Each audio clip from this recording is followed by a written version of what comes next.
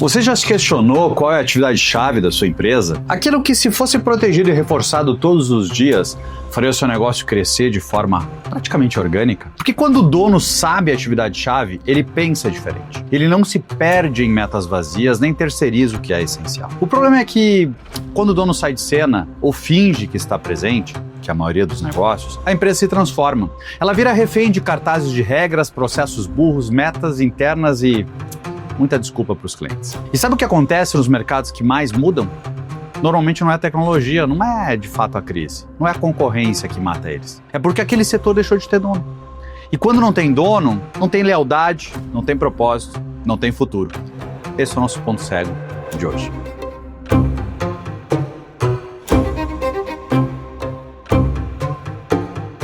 Empresas sem dono aparecem em todo lugar, né? Hotéis, companhias aéreas, restaurantes, grandes empresas, rede de farmácia, enfim, é o que mais a gente enxerga por aí. E como é que eu começo a enxergar isso? Como é que eu sei, Bush, se a empresa tem dono ou não tem dono atuante? Bem, vamos fazer um exemplo. Imagina você chegando no aeroporto, você vai despachar sua bagagem e lá na empresa aérea eles colocam uma etiqueta de prioridade na sua bagagem. O que você se sente? Nossa, prioridade. Pô, a minha mala deve ser a primeira a chegar. Mas ela nunca é a primeira a chegar. E aí eu te pergunto, qual foi o objetivo de criar um benefício que na prática só cria expectativa e não entrega experiência? Porque na prática colocar um adesivo que você é prioridade lá, sua mala ser a última a chegar, o que tem a ver com isso? Isso é o típico do exemplo da empresa que não tem dono. É a empresa que não está preocupado com a jornada como um todo, ela está preocupada com a meta, com aquela avaliação pontual. Porque no final do dia, se eu coloco uma etiqueta e lá na ponta não é culpa da empresa, porque é o aeroporto e a companhia terceirizada de entregar a mala, ela não entrega rápido, não podemos fazer nada. Se não pode fazer nada, não cria expectativa, meu amigo. Talvez a expectativa do teu consumidor seja de saber que a mala chegou. E não importa se vai demorar 5, 10, 15 minutos ou até mais tempo para a mala chegar, mas ao menos ele recebeu um SMS dizendo: Carlos, fica tranquilo, a tua mala pousou aqui em São Paulo contigo. Ela vai chegar agora de acordo com o trabalho do aeroporto. E aí você vai relaxar, porque você sabe que sua mala chegou. Você não fica contando cada mala naquela esteira, pensando, aumentando, gerando cortisol no teu sangue, pensando, será que ela veio? Isso é o exemplo de uma empresa que toma decisões baseado em operação e não em dono, porque o dono pensa no cliente. O dono está preocupado em gerar o melhor serviço. Ninguém empreende dizendo, não tô nem aí. Muitos donos de hotéis, o que eles fazem? Eles constroem um prédio, colocam milhões de reais, fazem a melhor mobília, abrem um bid para procurar qual hotel que vai administrar aquele empreendimento, e aí um imóvel, uma marca determinada assume, porque se entende que aquela marca ela já atrai consumidores, ela sabe gerar fidelidade, lealdade desses clientes, ela entrega um bom serviço. Esses dias eu estava em Porto Alegre e eu fui num hotel que até para mim, até pouco tempo atrás, era o melhor hotel do Brasil, assim, de Porto Alegre, né, um dos melhores do Brasil, e assim, foi um show de horror, né? Aquela função de ter que pagar adiantado o frigobar, porque eles acham que tu vai roubar, tu já pagou a diária adiantado antes, aí eles ficam te perguntando todos os dados da tua vida, se tu veio de navio, te dão uma água no caixa para você subir pro quarto com a água na mão, porque eles não querem passar para revisitar o frigobar no dia seguinte. E aí eles te dão aquele cartãozinho, naquele papel escrito a caneta, para te dobrado, mal torto ainda, e aí você chega no seu quarto. Pensa, a jornada que você passou até chegar naquele quarto, porque você teve que entrar na internet, procurar um hotel, aquele hotel gastou para te conseguir atenção, seja via marketplace de hotel, ou seja, diretamente pelo brand que ele investe. Aí você escolheu o quarto, definiu as prioridades, aí no que você compra já recebe um e-mail imediato te dando um monte de regras que você tem que seguir. Aí você tem que pagar adiantado para ter a segurança de ter pagado o melhor custo. E aí você chega lá, preenche um monte de informação, assina, pega água, tem que saber de cor o código de fidelidade que não serve para nada, porque você tem que voltar 48 vezes para ganhar uma noite grátis. Ou seja, eu tenho que confiar no hotel 48 vezes e ele não confia em mim uma. E aí você vai com a sua malinha, com a água na mão, você entra no elevador, aí você passa o cartão no elevador, sobe, chega no seu andar, você sai, abre o elevador, você não sabe para que lado vai do elevador, porque nunca tem a placa dos apartamentos na frente, eles estão sempre ao lado no corredor, aí você sai para um lado, vê, sai para o outro, vê, e aí você chegou na porta do seu quarto. E quando você bota o cartão, a porta não abre. Aí você faz o quê? Você volta tudo lá embaixo, e o funcionário gera um outro cartão, porque é assim que funciona. Ou vai dizer que você nunca teve essa situação desagradável? Será que não tem jeitos melhores de resolver isso? Não importa, porque esse é o tipo do business que não tem dono.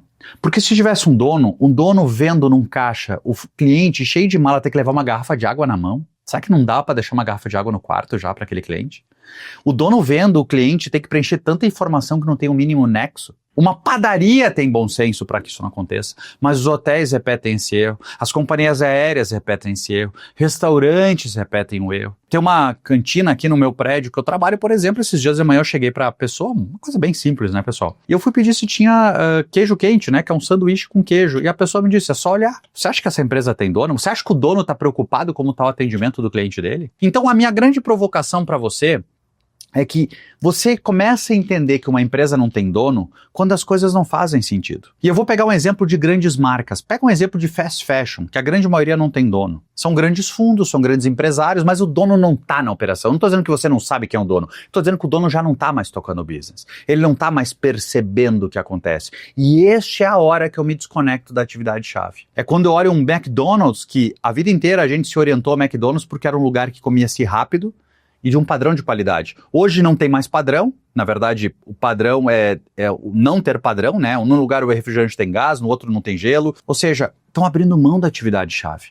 E isso tem acontecido com vários negócios. Esses dias em Porto Alegre, de novo, eu uso Porto Alegre porque é minha cidade, eu tenho um maior conflito aqui, né? De decepção. Eu cheguei em Porto Alegre e eu tava com uma pessoa que trabalha comigo e disse, vamos comer lá naquele lugar de massa que tem no aeroporto, porque é uma rede muito conhecida aqui no Sul, a gente gosta muito, só que aqui eles botaram outro nome só pra talvez não confundir. E é o caos.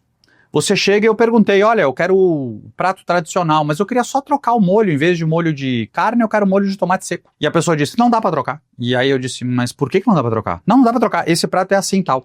Mas se o senhor quiser, o senhor pode montar aqui no prato do lado e pode fazer o prato. Sim, qual é a diferença? É que esse você monta, esse já tá pronto. Mas tem alguma coisa que eu não consigo? Não, é tudo igual, preço igual, tudo igual, só o senhor tem que montar. Então eu tive que ficar digitando pra pessoa os ingredientes do prato do cardápio tradicional. Só que na hora de dizer o molho A, eu disse o molho B. Tudo certo, paguei o valor, tudo feliz. Eu te pergunto, quem é que cria uma ideia dessas? Eu lembro como fosse hoje uma empada num prédio Alphaville que eu trabalhei por muito tempo, que eu cheguei lá, tinha tanto cartaz de regra que você até fica constrangido de comer, porque tá lá, não suja a mesa, terminou de comer, leva o lixo seco aqui, o lixo orgânico aqui, peça no caixa. Ou seja, é tanto trabalho para mim como cliente que eu fico pensando, pô, me parece um pouquinho. Quem trabalha onde? Então, a provocação que eu te faço é, a tua empresa tem dono? A empresa que você lidera é o dono que lidera ou são as metas que lideram? Porque é muito fácil ter uma empresa que é liderada por meta. Você vai lá, muitas vezes a meta não é nem definida pela diretoria da empresa, as metas são acordadas, aí eu defino uma meta de NPS, e aí eu pego uma loja de fast fashion, como eu ia contar antes, e você faz o quê? Você entra numa loja, num shopping, essa loja provavelmente gastou milhões de dólares, milhões de reais fazendo marketing, branding, aquela loja que é âncora do shopping, gastou quanto para ter aquela metragem? Aí você entra na loja. E aí você tem lá 500 araras de roupa para procurar. Então imagine que você está num casal, vocês se separam, cada um vai procurando os seus produtos desejados. Ao final de um período, os dois se encontram numa área determinada da loja que parece ser a única área onde tem Wi-Fi, né? Porque tu vê uma concentração de pessoas só naquele lugar, mas o que faz? Não tem cadeira, não tem sofá, não tem nada? Ou será que ali está a porta do provador, que é uma porta? E aí fica todo mundo desconfortavelmente esperando, e aí entra uma pessoa para ir provar. Por hipótese, imagine que eu fiquei fora esperando a minha esposa tem 5 calças para provar, ela chega na porta do provador. Qual é a meta da pessoa do provador? Você acha que a meta é vender? Ou a meta é não roubar? Porque a única preocupação que ela quer saber é tem quantas calças no braço com a plaquinha de 5. E ela fica ali, 4, 5, 5, 5. Aí a pessoa vai lá, tira a sua roupa, que não é um negócio que, não sei quem de vocês gosta de ir num shopping ter que tirar a roupa. Mas aí você tirou a sua roupa, você provou aquela calça. Aí a calça não fechou bem, porque você errou o tamanho, talvez aquela confecção não era do padrão que você está acostumado, ou você comeu um pouquinho mais também, já não sabia que aumentou o peso, não importa. O fato é que não deu certo. O que você tem que fazer para trocar? Você vai ter que voltar toda a jornada, botar a roupa de volta, reunir as 5 calças, trocar a plaquinha e procurar naquela arara que você não faz nem noção onde é, para chamar calça maior? Ou você vai lá na porta, se para e chama assim, Carlos, nisso, as outras 15 pessoas que estão aguardando, os seus familiares, amigos, etc., olham para você e a opinião já foi dada por todos, né? Você não precisa nem verbalizar, porque todo mundo olhou e disse, sei lá o quê. E aí nisso a pessoa ainda te pergunta, pode buscar um número maior? Você não faz noção onde nas 500 araras você vai buscar? O funcionário tá dizendo para ti, não passa na linha amarela, porque pelo amor de Deus, né? Você tá dentro do provador e tal. Aí a pessoa volta, ela prova mais 5 vezes outras calças. E na hora de sair tem 2 caminhos. Tem um caminho que ela devolve as 5 calças. O trabalho da funcionária é só comparar as 5 calças com a plaquinha de 5. Já joga elas para uma arara, enfia a arara ponto funcionário repor e segue o jogo. Porque para vender eu uso marketing. E aí eu te pergunto, quem desenhou esse processo é o dono ou é o executivo que criou um monte de processo para ele criar metas e atingindo a meta ele ganha um variável. Porque aí o mercado de ações, onde o investidor paga, diz, a empresa definiu uma meta, ela cumpriu a meta, ela deu tanto de lucro, então eu estou fazendo um bom negócio. Só que ele não vê que essa empresa está se matando todo dia. A lealdade vai morrendo. Porque basta alguém pensar diferente, o jogo muda. Uma Nike nadou de braçada por anos até uma Lululemon chegar, e agora vem uma Alo fazendo barulho que eu não sei o que vai acontecer. É o caso de uma On, de uma Oca, comparado com o Nike para tênis de corrida. Tudo vai mudando exatamente nas brechas que as empresas que não têm mais dono fazem. Porque eu acho muito difícil, se eu fosse o dono de uma loja dessas, eu não abrisse o olho e visse isso, que se eu botasse o menor aprendiz lá no provador, eu poderia vender quantos produtos a mais. Porque quando um cliente entra num lugar, passa 30 minutos escolhendo produto, ele viu o preço, ele foi no provador, ele botou, e ele decidiu não comprar uma das 5 peças, talvez foi cor, talvez foi tamanho, alguma coisa teve de ruim depois. E você talvez, qual o percentual que você poderia mudar?